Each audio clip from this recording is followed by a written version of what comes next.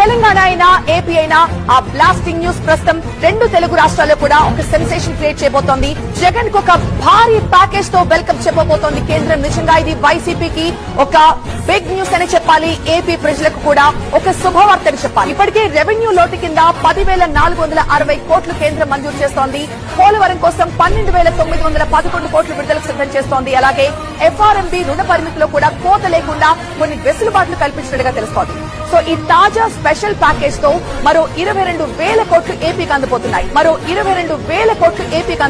ప్రతి బడ్జెట్ లో ఆంధ్రప్రదేశ్ రాష్ట్రానికి అద్భుతమైనటువంటి నిధులు సమకూర్చుకుంటున్నటువంటి గౌరవ జగన్మోహన్ రెడ్డి గారి కాక ఎవరికి ఇవ్వాలండి? అసలు ఈ రాష్ట్రంలో కేంద్ర ప్రభుత్వాన్ని చొక్కా పట్టుకుని ప్రశ్నించగలిగిన ఏకైక మనగాడు ఎవరున్నారంటే అది మా జగన్మోహన్ రెడ్డి గారే. మా రాష్ట్ర ప్రయోజనాలు తప్ప మాకు మరో ఎజెండా లేదు, ఉండదు.